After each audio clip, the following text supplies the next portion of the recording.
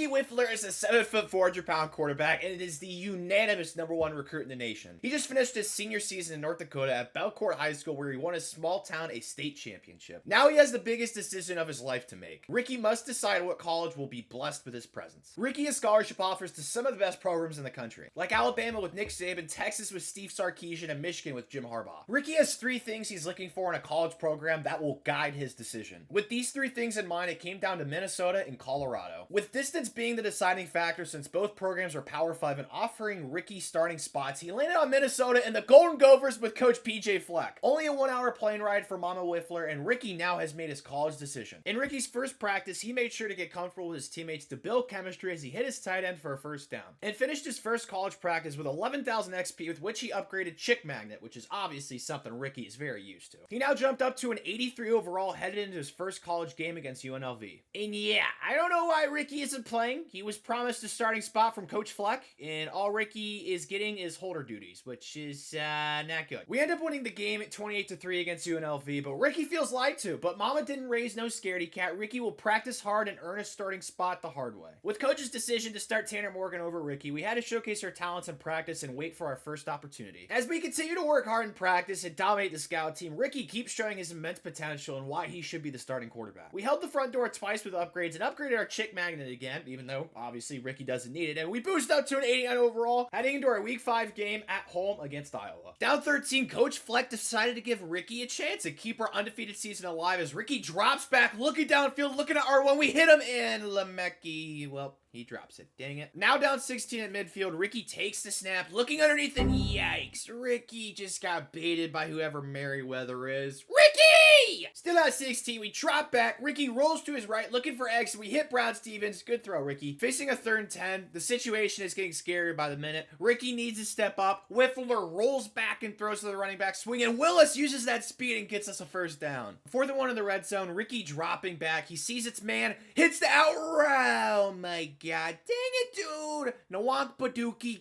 picks Ricky off as we throw our 2nd interception in the game. With just 8 seconds left, we're hoping for a miracle as Ricky looks downfield in the Hail Mary. He hits circle and Brockington gets into the end zone. Gotta go for 2 to keep the dream alive. Ricky sits there like a good boy, finds the hitch, and booyah, 2-point is good. We can't recover the onside as the Hawkeyes take us down in pretty embarrassing fashion. Our offense was just disgustingly awful, and it's Ricky's fault, okay? I blame myself. After that horrible performance, Ricky made sure to practice with intensity. Headed into our next game, cannot repeat that horrendous performance. Up 4, Coach Fleck decides to bench Tanner Morgan and bring in Ricky to close the door on this game. It's a 3rd and 4, and they're blitzing us. Ricky drops back and hits Jackson for a first down. Good job, Ricky. Trying to punch it in, Ricky is looking for a friend to throw the ball to. He hits Lemecki to get down to the goal line. Doing a read option, a Ricky masterclass. He gives it to Donald for a touchdown, so we walk away from Ann Arbor with a big win. We had our best practice of the season, week 6 during our bye week, and now we get our chance to have an official quarterback battle with Tanner Morgan. Ricky does what Ricky does best. He balls out, rises to the occasion, and we end up earning the starting spot over Tanner Morgan. After that practice, Ricky celebrates with the Tom Don't Jinx Us upgrade to make Ricky even scarier as a runner. It's 3rd 14, Ricky dropping back, rolling to his right, hoping somebody bounces up as Daniel Jackson does just that for a first down. Same drive, another 3rd and forever. Offensive coordinator shows his negative IQ, and we run an HB draw that, surprise,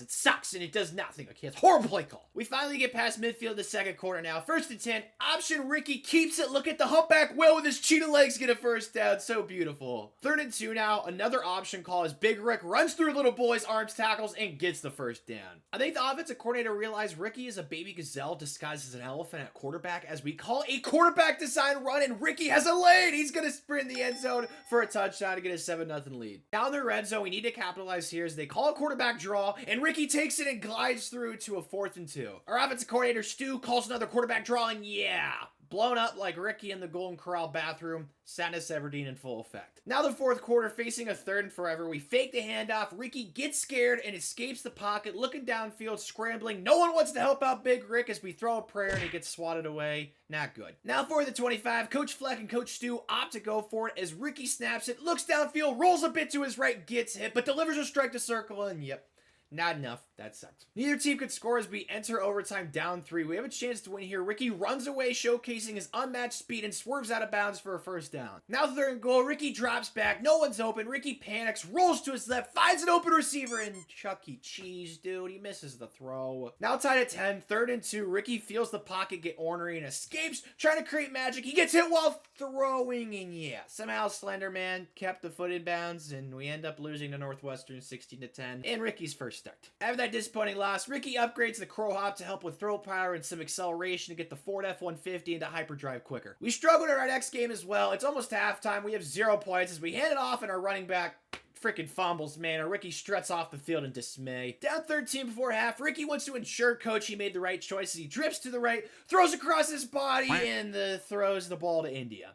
As Nebraska intercepts it, Ricky is not a very happy boy right now. Ricky needing to step up, drops back and hits his corner out. Is that a touchdown? Yes, it is. Let's go, baby. Back down 20 again in the red zone. Ricky trying to lead the team back, takes the check down to Brockington for a first down. At the goal line, Ricky feeling himself, stays composed in the pocket as he hits a receiver for a touchdown to make it a 2-score game. With less than 15 seconds left, holding on to hope, Ricky snaps it, looks for a touchdown as he hits square for a touchdown to give us a small chance. Yeah, dream's dead. We lost 30-22. Ricky is yet to win as the starting quarterback for the Gophers. Ricky continuing to work and get upgrades as he upgrades the dancing rock skill to help the big bear be more elusive and sneaky. We head on the road to take on the number 16th ranked Indiana Hoosiers. 2nd and 10 past midfield, Ricky fakes and hits Ncaa as he shakes off a tackler and fights for more yards. Good job, Ncaa. Now in the red zone, Ricky rolls out and sees a lane and takes it and bursts through all the way to the end zone. Attaway, Ricky. For the first time in forever, we have a lead. On a 1st and 10, Ricky floats it over the defense for a completion to Jackson while he keeps churning out more yards. 3rd and goal, Ricky trying to keep the dream alive, scrambles around like Papa Bear without his milk and hits Ottman Bell, but it isn't a touchdown, and we end up having to kick the field goal. Down now in the 3rd quarter, facing a 3rd and 7, Ricky takes and hits the check down as he rumbles forward for a first down. 3rd and 6 in the red zone. We need a touchdown here as Big Rick sits and waits in the pocket, opts to check it down, and we don't get the first, so we have to take 3. Down just 1 with less than 3 minutes left near the goal line with a 3rd and 9. Coach Stu with another boneheaded play calls. We run a counter and shocker, it doesn't work. Defense gets a big stop as we're up 2 with ball in their territory. Ricky reads the defender, keeps it like the gazelle elephant he is, and he sprints for a ton of yards before he gets tackled. Trying to get a touchdown here, we snap in and read the defender. Again, Ricky keeps it, and we cruise into the end zone to get a 2-possession lead. After we take a knee, we get subbed out as somehow we fumble, then Indiana takes the lead. I have no clue what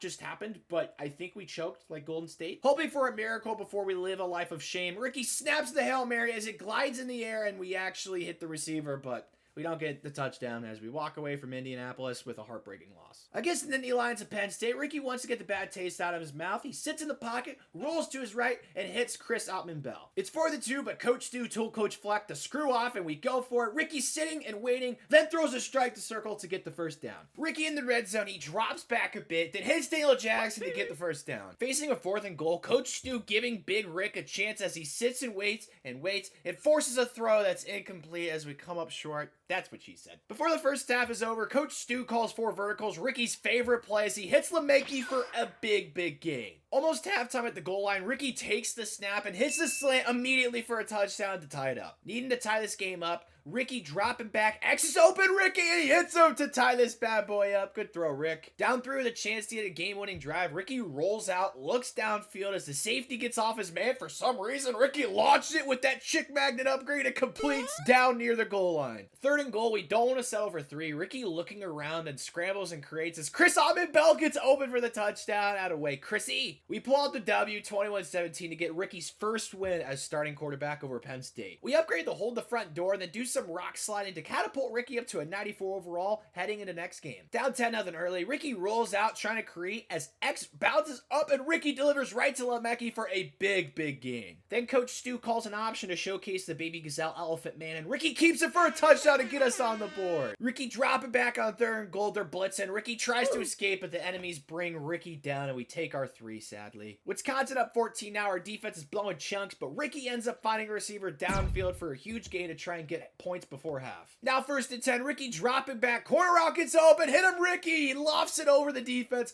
beautiful throw for a touchdown, let's go. 4th and 6, we consulted and decided to go for it as Ricky drops back, then steps up, ends up scrambling away from the little turd that tried to get him. Ricky swerves and sits down past the 1st down marker. 3rd and goal, surprise, surprise. It's a slip screen play call from Coach Stu. We snap it reluctantly, the running back gets covered, we throw across our body and end up missing the throw, and yeah, we missed the kick as well. Our kicker blows, so that's great. Our defense decided to protect like playing B, so we have a chance to tie it up as Ricky looks downfield and he launches it to the sideline. What a beautiful throw as he hits the receiver for a humongous gain. 3rd and goal, Coach Stu calling another slip screen. I don't know what's going on in his head. We drop back, end up creating as Ricky throws across his body to Daniel Jackson for a touchdown to tie the game. We force overtime, tied at 31. Ricky takes the snap, sits and waits, and ends up finding Daniel for a touchdown in overtime. Our defense ends up coming through and we get a much needed win at home against Wisconsin. First game where Ricky really had to put the team on his back. With our final game on the road at Michigan State, Ricky wants to carry the momentum from last game as the Big Bear drives back, then scrambles around and finds the lane and keeps running all the way down inside the 10.